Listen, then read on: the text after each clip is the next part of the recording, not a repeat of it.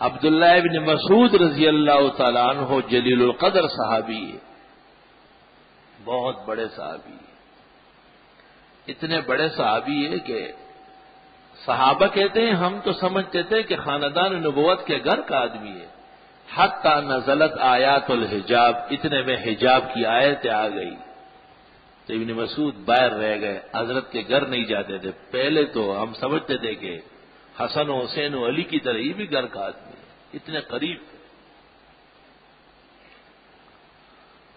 اور ابن مسعود کا نام تھا صحابہ میں صاحب الوسادہ والنعلین والسواک، حضرت کا تکیہ، جوتے، مسواک رکھنے والا۔ اور حضرت کا اتنا بڑا اعتماد تھا کہ صورت مومن آپ نے نماز فجر میں تلاوت کی اور کچھ آیتیں پیچھے والے آگے پڑھی گئی اور اگلی آیتیں بعد میں پڑھی، دشواری پیش آئی، دقت ہو گئی۔ سلام پھیرنے کے بعد پوچھا کہ عبداللہ ابن مسعود ہے؟ جی حضرت۔ فرمایا آپ کے ہوتے ہوئے صورت غلط پڑھی جا رہی، اعتماد دے کے پیغمبر کا۔ اور ابن مسعود رضی اللہ تعالیٰ عنہ نے پوچھا، فرمایا کہ حضرت میں نے سمجھا منسوخ ہو گئی ہوگی۔ فرمایا لو نسخ لاخبرتکم، منسوخ ہوئی ہوتی پہلے بتاتا، ایسا نہیں ہو سکتا ہے کہ نبی اپنے پاس رکھے اور امت کو نہ بتائے۔ یہ آپ کو بتاتا ہوں کہ ابن مسعود کیا چیز ہے تاکہ آپ کو وزن پتہ چلے۔ حضرت عمر کا دور خلافت ہے اور کوفہ کے لوگ آ گئے، اور کوفہ حضرت عمر نے آباد کیا ہے۔ تو کوفہ ایک ایسی جگہ واقع تھا کہ عرب و عجم پہلے وہاں جاتے تھے پھر حجاز جاتے تھے، یہ سارا قصہ، اس کو رأس الاسلام کہتے تھے۔ تو کوفے کے ذمہ دار لوگ آئے اور انہوں نے کہا کہ حضرت جی کوئی ایسا آدمی بھیجو جو مکمل اسلام مکمل طور پر جانتا ہو، ذرا برابر فرق نہ ہو۔ دنیا آ رہی ہے عرب و عجم کے ہر مذہب کے لوگ آ رہے ہیں، وہاں اسلام کی باتیں کرنی پڑتی۔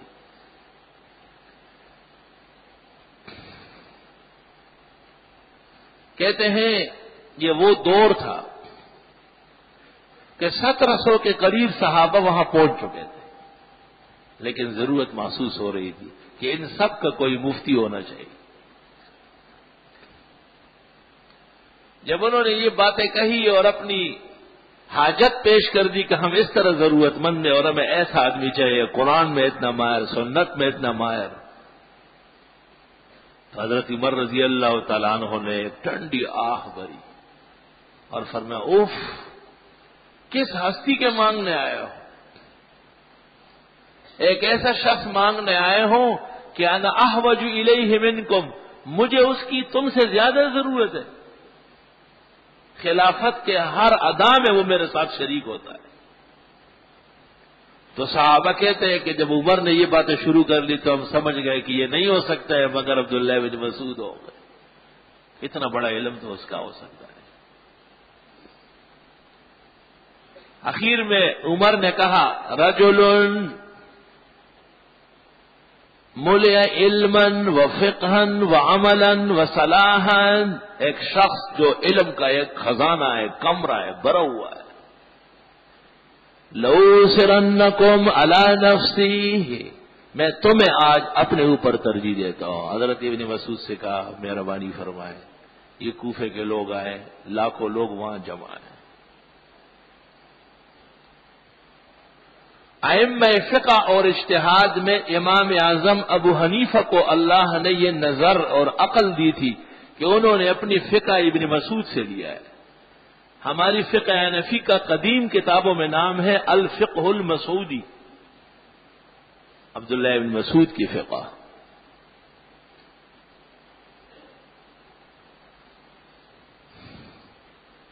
اللہ رسول اللہ صلی اللہ علیہ وسلم جب رات کو جنات کو تقریر کرنے جا رہے تھے تو عشاء کی نماز کے بعد ابن مسعود سے کہا کہ گھر جانا نہیں۔ وہ کہتے کافی دیر میں مسجد میں رہا، آدھی رات گزر گئی، اس کے بعد حضرت تشریف لائے، فرمایا چلو۔ چلتے چلتے چلتے اتنے دور چلے گئے کہ فرمائے میری ٹانگیں جواب دے گئی، مگر حضرت کو دیکھ کر کے میں بھی ساتھ چلتا رہا۔ پھر حضرت نے زمین پر ان کو بٹھایا اور ایک گول دائرہ کھینچا اور فرمایا اس سے باہر نہ جانا ورنہ ملاقات پھر قیامت میں ہوگی۔ یہ کہہ کر آپ خود آگے بڑھ گئے۔ کچھ دیر بعد عجیب و غریب ڈراؤنی قسم کی آوازیں آتی تھی،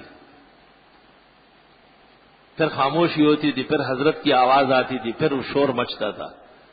سحری سے کچھ پہلے حضرت صلی اللہ علیہ وسلم تشریف لائے اور فرمایا جنات نے اپنے ہاں واس کرنے کے لیے بلایا تھا۔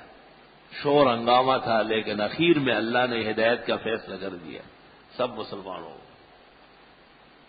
اور یہ لیلۃ الجن تھی محدثین کے قانون میں۔ ابن مسعود ساتھ یا رب، عبداللہ ابن مسعود کو اپنے زمانے میں پتہ چلا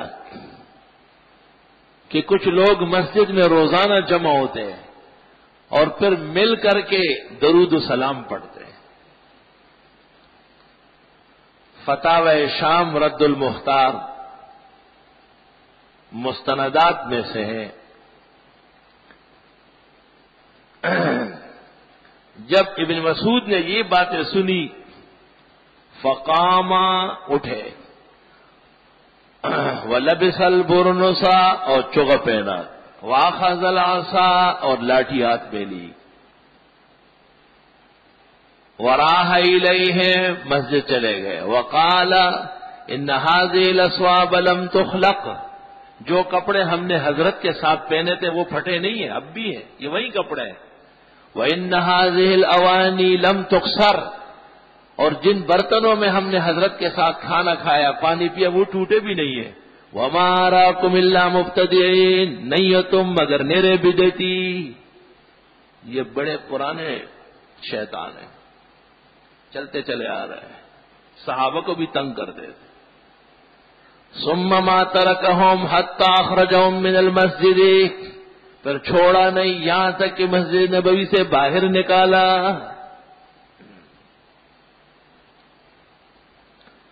اور یہ لاکھوں نیکوں میں دو چار ایسے ملتے ہیں ہر دور اور ہر زمانے میں۔ حضرت صلی اللہ علیہ وسلم نے ایک غزا سے واپسی پر غنیمت تقسیم کی۔ آپ کی تقسیم کے کئی اصول تھے۔ ایک اصول اس طرح ہے کہ جو گھوڑے سمیت شریک ہوا ہے اس کو 2 حصے، اور جو صرف خود شریک ہوا ہے اس کو 1 حصہ۔ کبھی ایسا بھی ہوا ہے کہ جن کو آپ نے خود مدینہ میں رکھا ہے، جہاد میں نہیں گئے، ان کا حصہ بھی دے دیا کہ میرے کہنے سے یہاں ٹھہرے، حفاظت کیجیے۔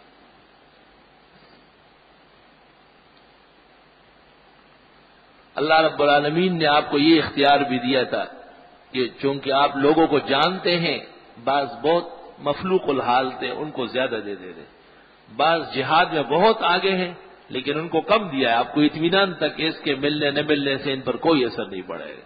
بخاری کتاب الایمان میں آپ نے فرمایا ہے۔ کیونکہ صحابہ ہجرت کر چکے تھے، مہاجرین بہت پریشان حال تھے اور انہوں نے اسلام کے لیے گھر بار سب کچھ چھوڑ دیا تھا۔ تمام جائیدادیں مکہ مکرمہ میں چھن گئی تھی، قبضہ ہو گئی تھی، اور انصار نے ان کو اپنے گھر بار زمینیں سب کچھ عطا فرمائی تھی۔ آپ نے فرمایا اللہم اغفر الانصار، خدایا انصار و مہاجرین کی مغفرت فرما۔ انہوں نے بڑے احسانات کیے، تو اسی حساب سے آپ سب تقسیم کرتے تھے۔ جب آپ نے تقسیم کی، ایک شخص اٹھا، کہتے چھوٹی چھوٹی آنکھیں تھی اس کی، پیشانی اندر کی طرف بیٹھی ہوئی تھی، اب پتہ نہیں کیا کیا عجیب سہولیہ ہے حدیثوں میں۔ اور اس نے حضرت صلی اللہ علیہ وسلم سے کہا اے دل یا محمد، انصاف کرے آپ۔ حضرت سے کہتا ہے آپ ظالم ہیں۔